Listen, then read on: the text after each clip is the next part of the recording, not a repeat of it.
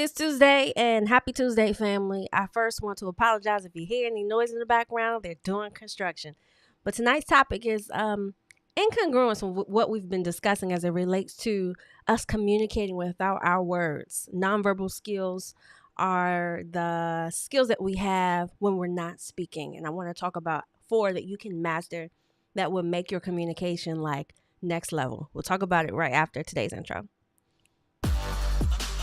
Are excellence. Your mind is of excellence. Your visions are of excellence. Your unique superpower is nothing short of excellence. You amplify a voice of excellence. Your contribution to this world will be of excellence. You will achieve your highest goals and desires with excellence. Excellence in everything, every time. It is Tuesday. If you're joining me for the first time, my name is Linnita Hosten, and I am your favorite soft skills coach. Soft skills are the abilities that allow us to have greater connection with the people that we love and lead, and one of them being communication. Really passionate about that communication skills, which is why for the past few weeks we've been talking about ways to amplify your stage presence. And if you did not know, coming up in August, I am hosting a stage power intensive. Think of it as a beginner's masterclass to help you develop public speaking skills, very basic public speaking skills. And so, what we'll be doing in that masterclass is walking over ways to eliminate your anxiety, walking over ways to master your body language, to develop an awareness about that, and very basic overview of how to package a brief presentation and what to include. And so that's what we'll be doing at Stage Power Intensive. You can grab your tickets at workwithlanita.com. Virtual seats are available because y'all asked for it, so I had to give it to y'all. So thank you again. If you're watching live, let me know that you're here. Type in hashtag I am here. If you are watching the replay, you can type in hashtag replay. And definitely, if you feel led to share this with someone that you're connected to because you think, maybe they may have an opportunity to improve upon some of their nonverbal communication skills, I welcome you to do that. I mentioned in the beginning, if you hear a noise in the background, they're doing construction in my neighborhood. And so I apologize in advance if you hear anything because I hear it and it's loud.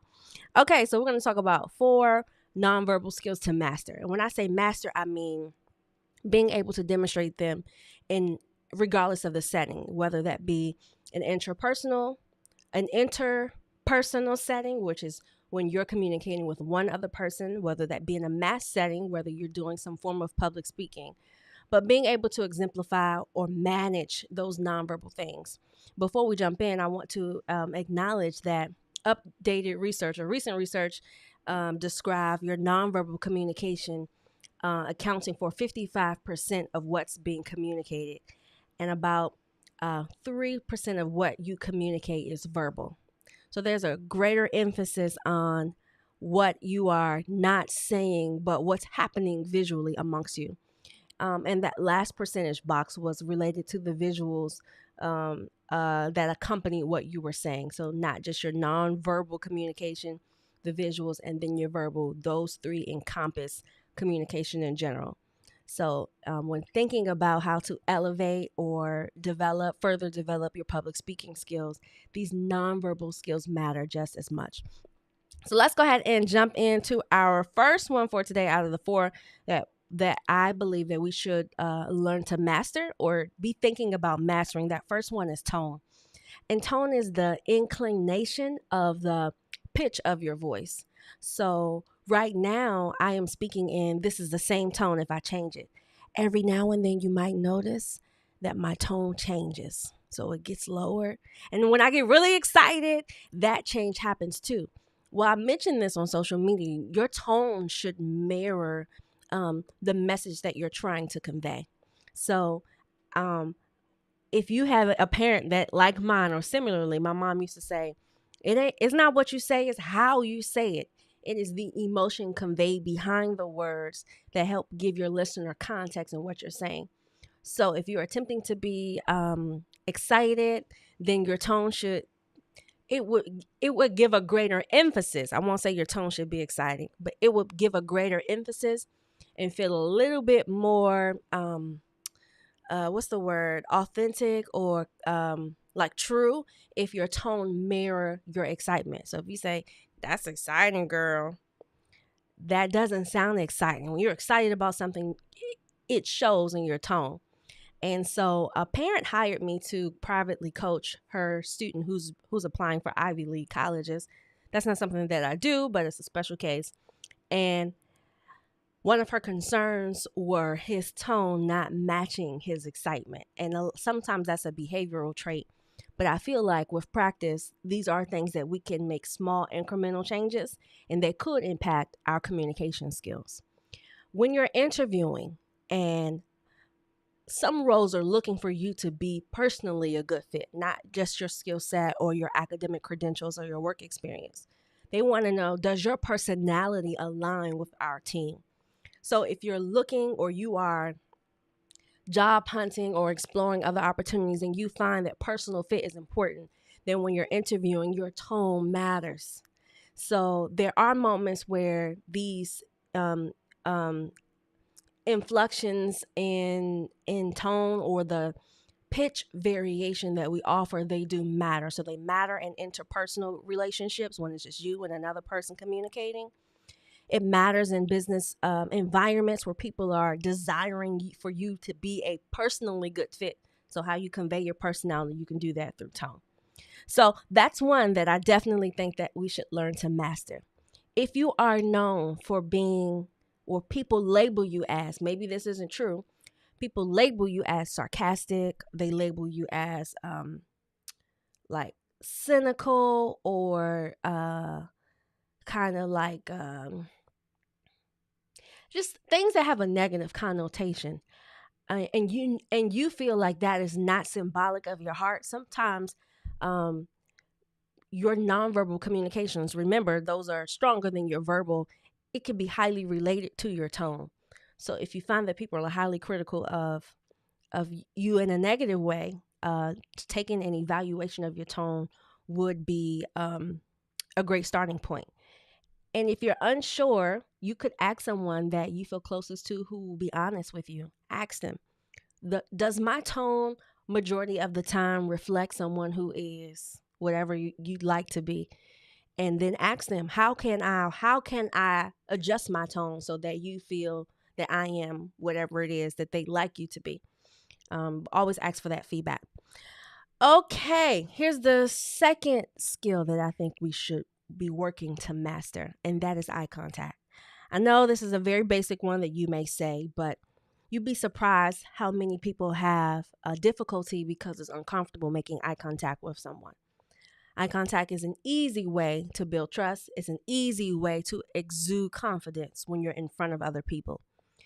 One of the things that I do with my clients is that we watch video of people who speak, and we watch TEDx talks, and we watch like formal speeches. And you'll notice those persons have been trained on the formal side. They've been trained to look at the audience. So if you've seen any president who has done a speech, they have been trained to look at the audience, not to look away or to look down, because those things do not build trust. They do not exude engagement. They do not create connectivity.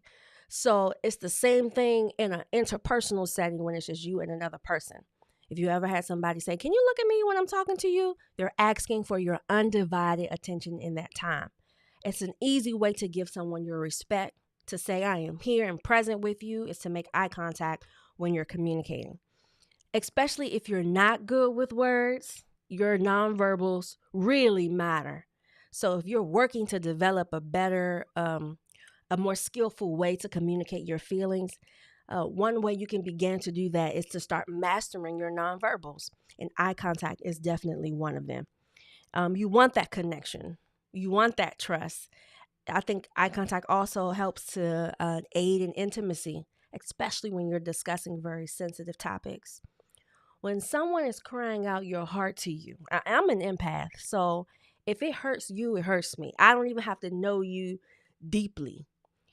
When someone is expressing something to me and, oh my goodness, I feel Like, I want to cry.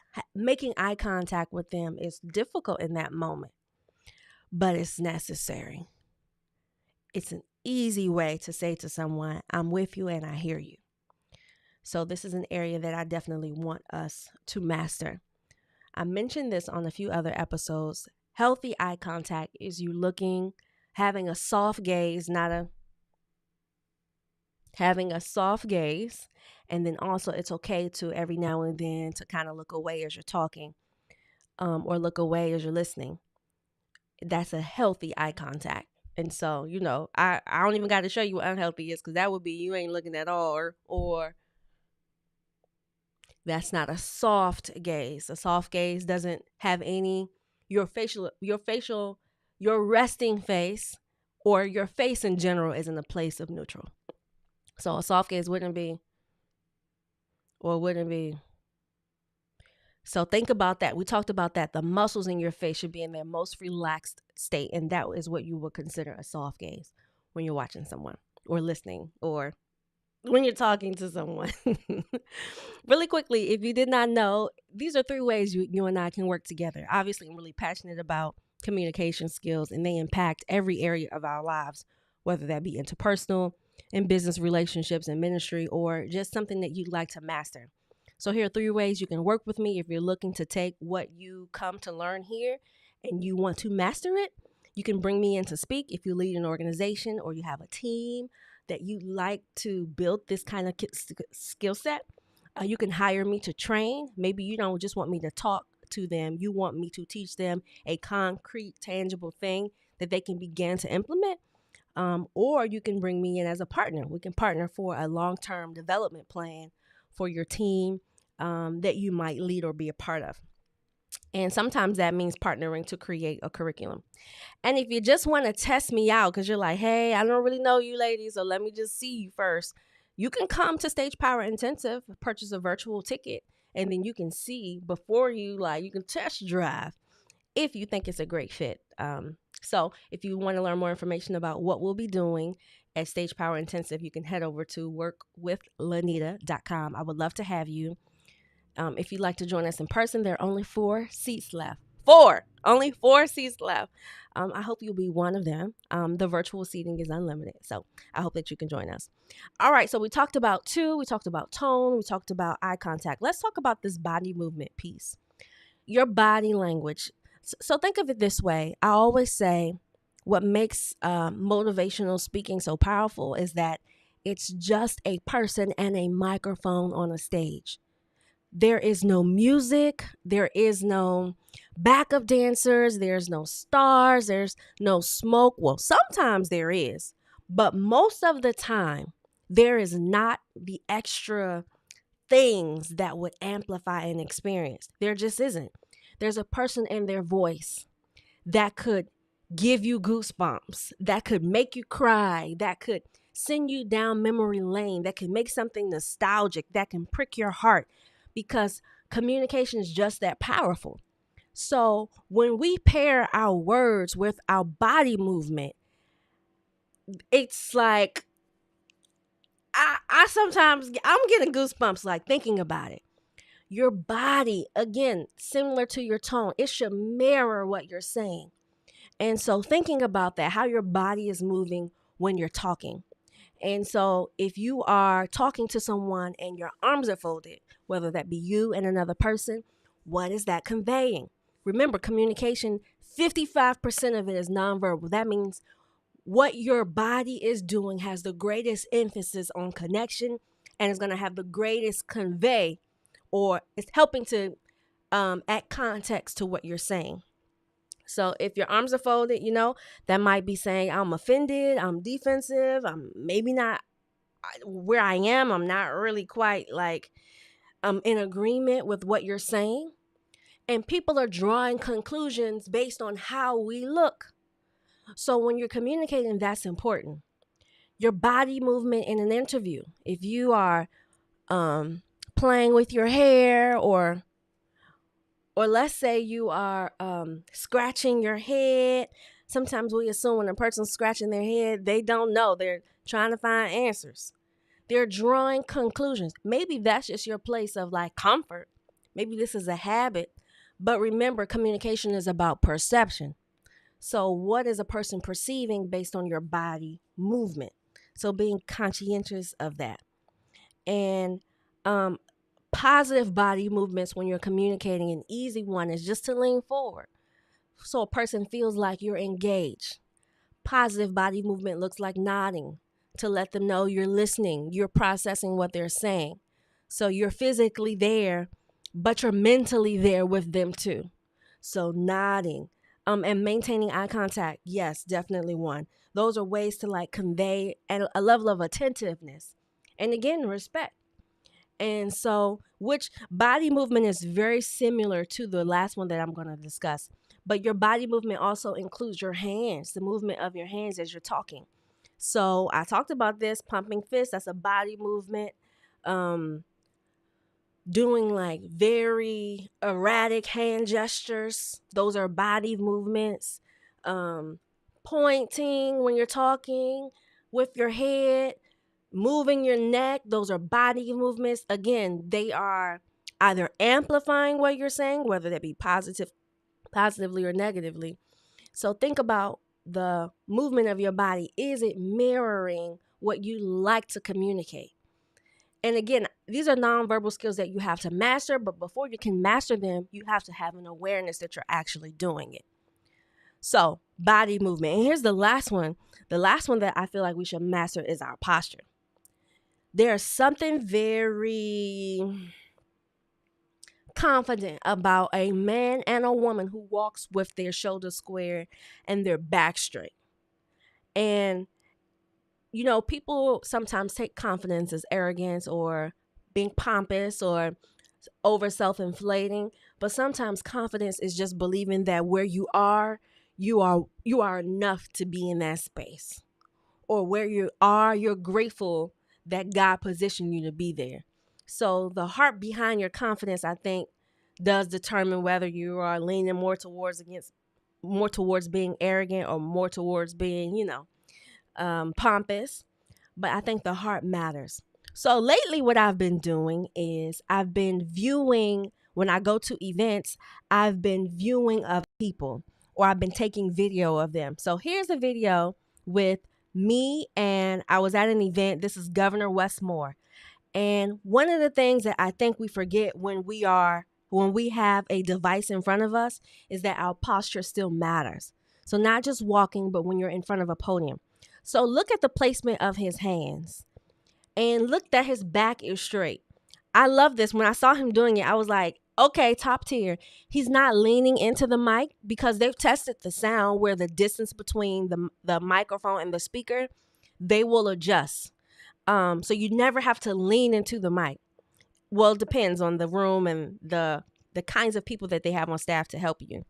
But look at where his hands are placed on the podium. Sometimes I see people lean with their elbows. They take their hands and they put it at the top and they're like, grabbing it because it's a place of comfort and safety. But being conscious about your movement and your posture, you can't have good posture if you're leaning in any direction, whether that be leaning back because you're in a seat, leaning to the side. So the only way to manage your posture is to sit up straight.